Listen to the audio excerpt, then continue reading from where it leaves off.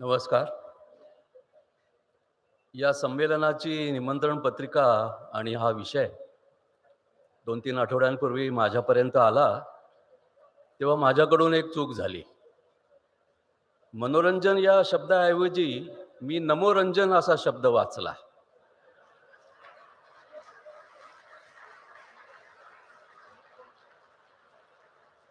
आता आडनाव डोळे आहे, मला मोतीबिंदू झालेला आहे. पण मोदीबिंदू झाला हे त्या व्यक्तीचं श्रेय आहे. त्याच्यामुळे मी तयारी नमोरंजन अशी करून आलो. बरं इथे जो संपादक बसलाय खाष्ट आणि खडूस, तो नोरंजन. त्यानं मांडणीच अशी केली की विचारशून्यता म्हणजे मनोरंजन. विचारांकडे पाठ फिरवणे म्हणजे मनोरंजन. त्यामुळे आता मनोरंजन आणि नमोरंजन या दोन गोष्टींचा तोल सावरत सावरत मी माझा विषय सुरू करतो. पहिल्यांदी तुकाराम महाराजांची माफी मागतो. जे का रंजनाने गांजले त्यांसी म्हणावे बापुडे. त्यांच्या त्या काव्याची मी मोडतोड केलेली आहे. जे का रंजनाने गांजले त्यांसी म्हणावे बापुडे, तोची बुद्धू ओळखावा परी चेव तेथेची जाणावा. म्हणजे मनोरंजनानं जे जे काही दिलं जातंय तरी सुद्धा एक समाज, एक घटक स्वस्थ राहतोय आणि त्याला चेव येतोय. चेव तेथेची जाणावा म्हणजे त्याला कळत नाहीये की हे आपल्या समोर काय येतंय. त्याच्यामुळे मनोरंजनाचं नमोरंजन केल्याबद्दल मैं पूरे देश की क्षमा मांगता हूं, क्योंकि मेरी तपस्या ही कम पड़ गई मुझे समझाने के लिए. मनोरंजन अधिक प्रबोधन ही महाराष्ट्राची एक मोठी परंपरा होती. म्हणजे तुम्ही अगदी बाळशास्त्री जांभेकरांपासून जरी सुरुवात केली आणि मूकनायक बहिष्कृत भारत ही बाबासाहेबांची पत्र जरी बघितली, तरी बाबासाहेबांनी जी काही पत्रकारिता केली त्याच्यामध्ये मनोरंजनाचा हिस्सा होताच. पण त्या मनोरंजनाचा हेतू प्रबोधन होता. आताच्या मनोरंजनाचा हेतू जसं गिरीश म्हणाले तसं, की ही विचारांकडे पाठ फिरवण्याची कृती आहे. त्याच्यामध्ये व्यवसायाचा भाग आहेच आहे. पण त्याच्यामध्ये राजकीय भाग जास्त आहे. कारण जी राजकीय सत्ता विचारोत्तेजक नसते, विचारांना उत्तेजन देत नसते, तीच बहुत करून मनोरंजन करायला जास्त प्राधान्य देत असते.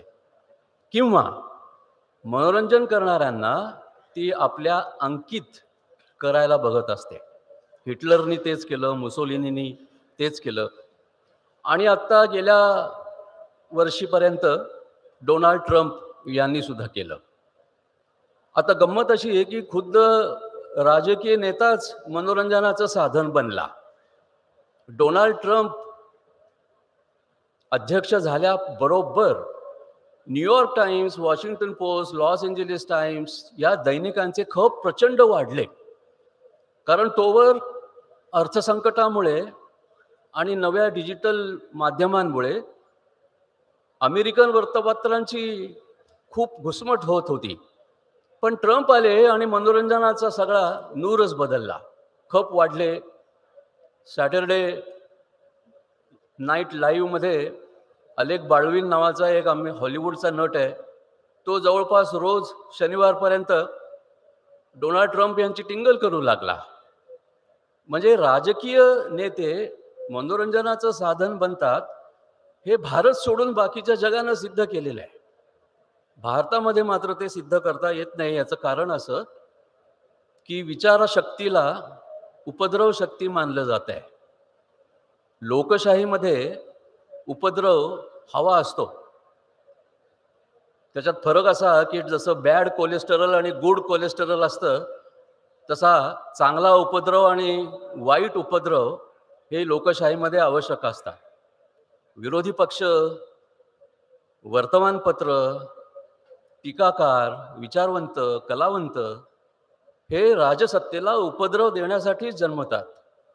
कारण तुम्ही ज्या लोकांच्या नावानं सत्ता हस्तगत करत आहात, त्या लोकांचे जर काही प्रश्न असतील, समस्या असतील, तर ती मांडायचा अधिकार या सर्व कलावंत, बुद्धिवंत, विचारवंत यांना असतो. म्हणून मनोरंजनातून प्रबोधन ही महाराष्ट्राची जी मूलधारा होती, ती थोडीशी क्षीण पडली आहे. पण नेमकी तीच उपद्रव देणारी ठरते. म्हणून आजच्या राज्यकर्त्यांना, म्हणजे 2014 पासून जे जे स्वतंत्र झालेले आहेत, त्या स्वतंत्र देशातल्या लोकांना विचारांपासून दूर करण्याची मात्रा सुरू झालेली आहे. आम्ही सगळे स्वातंत्र्यपूर्व काळातले पत्रकार आहोत, म्हणजे 2014च्या आधीचे. त्याच्यामुळे आमच्या कल्पना वेगळ्या आहेत. आम्हाला उगाचच गांधी चांगले वाटतात, जयप्रकाश चांगले वाटतात, लोहिया चांगले वाटतात, नेहरू चांगले वाटतात, कधी कधी सावरकरही बरे वाटतात. पण असा जर भेदभाव तुम्ही पहिल्या पानावर जर दाखवत असाल, तर मग तुम्हाला काही आता सारासार भेदही करता येत नाही असं जाणवायला लागतं. कोण काय बोलतं तो त्याचा अधिकार आहे. पण 2014 साली स्वातंत्र्य मिळणं आणि आम्हा बाकीच्यांची सगळी अभिव्यक्ती हरवणं, याला तुम्ही काय म्हणणार? याला तुम्ही हेच म्हणणार की तुम्ही विचार करायचा नाही, तुम्ही टीका करायची नाही, तुम्ही भाषणं करायची नाही, चर्चा करायची नाहीत, तुम्ही उपद्रव द्यायचा नाही, सबब हे मनोरंजन बघत बसा. आणि मग मनोरंजनामध्ये काय काय गोष्टी येतात, त्यातली एक चुणूक अपर्णा वेलणकरने सांगितली. नटनट्यांच्या गोष्टी असतात, क्रिकेटरांच्या गोष्टी असतात, राजकीय पुढाऱ्यांच्या काही अंतस्थ गोष्टी असतात. पण आताचा सत्ताधारी पक्ष किंवा आताचे राज्यकर्ते हे जाणीवपूर्वक सर्व गोष्टी मनोरंजनमय करण्याच्या विचारात आहेत. म्हणजे त्यांचा हेतूच तसा असतो की एकतर उपेक्षा करा, दुर्लक्ष करा, त्यांच्याकडे फिस्कन हसा किंवा त्यांची हिणवा-हिणवी करा. आणि म्हणून जे ट्रोलिंग होत आहे, त्या ट्रोलिंगमधून मुद्द्याला मुद्दा असं उत्तर न मिळता त्या त्या व्यक्तीचं वैगुण्य काय आहे, त्या त्या व्यक्तीचं व्यंग्य काय आहे, किंवा त्या व्यक्तीच्या सवयी काय आहेत, याच्याबद्दल प्रहार करून त्या माणसाला नाउमेद तरी केलं जातं, किंवा त्याचा जो अधिकार आहे वेगळं मत मांडायचा तो तरी हिरावला जातो. म्हणजेच तुम्हाला लोकशाहीलाच एक मनोरंजक रूप द्यायचंय असं सिद्ध व्हायला लागलंय. कारण लोकशाहीमध्ये पक्ष असतो, प्रतिपक्ष असतो, आणि प्रतिपक्षाला त्याचा पक्ष मांडायचा अधिकार असतोच. पण जर प्रतिपक्ष मांडायला तुम्ही जागाही देत नाही, वेळही देत नाही, आणि जिथे जागा असते, वेळ असते, लोक असतात, तिथे तुम्ही हल्ले करून नावमत आणि नामोहरम करायला बघता, तेव्हा मला असं वाटतं की विचार वगैरे आता काही गोष्टी नाहीत, या सगळ्या मनोरंजनाच्या गोष्टी आहेत असंच समजत चला. म्हणजे मग भाकरी की स्वातंत्र्य असा एक प्रश्न उपस्थित केला जातो. मोदी गेल्या काही भाषणांमधून सतत कर्तव्यांची भाषा करतायत. म्हणजे एकीकडे करोडो माणसांचे हक्क आणि अधिकार गेल्या 1.5-2 वर्षात इतिहास जमा झाले, नष्ट झाले. पण हक्क आणि अधिकारांच्या गोष्टी न करता कर्तव्याच्या गोष्टी करत राहायच्या, याला काय म्हणायचं? याला तुम्ही काहीही सहन करा, तुम्ही जे काय घडतंय तिकडे लक्ष देऊ नका आणि तुमचं काम करत राहा, असं. म्हणजे हक्क आणि अधिकार यांच्या बरोबर मला हक्क का नाही आणि मला ते अधिकार का नाहीत याचा विचार सुरू होतो. मला बरोबरी का नाही, मला संधी का नाही, मला विशेष संधी का नाही, या गोष्टींचा विचार सुरू होतो. आणि मग ते विचार करणं सुद्धा दुरापास्त व्हावं अशी एक रचना देशभर केली जाते. आणि म्हणून विचारशून्यता अर्थात मनोरंजन हे पुढे येत आहे. आणि म्हणून भाकरीचा प्रश्न जास्त महत्त्वाचा, स्वातंत्र्य वगैरे काही विचार करू नका असं चीन, रशिया, उत्तर कोरिया, क्युबा या देशांचे राज्यकर्ते जसं सारखे म्हणत असतात की आम्ही तुम्हाला भाकरी दिली आहे ना, पोटभर जेवायला देतोय ना, स्थैर्य सुरक्षितता दिलेली आहे ना, मग स्वातंत्र्याचा विचार कशाला करता? पण मुद्दा तो नाही आहे. स्वातंत्र्य असल्यावरच मला भाकरी मिळत नाही याची तक्रार करता येत असते, हे लक्षात घेतलं पाहिजे. ज्याला भाकरी मिळालेली आहे तो कदाचित स्वातंत्र्य दुसऱ्या ठिकाणी दुसऱ्या नंबरवर ठेवू शकेल, पण ज्याच्यापाशी स्वातंत्र्यच नाही तो सर्व प्रश्न विचारू शकतो, विचार करू शकतो. आणि मला असं वाटतं की विचार करण्याची, विचार न करू देण्याची ही जी काही आजची अममिका चालली आजच्या राज्यकर्त्यांची, ती एक भारत, शांत भारत, एक भारत, थंड भारत याच मार्गावर नेणारी आहे. त्याच्यामुळे आपण सावध राहायला पाहिजे.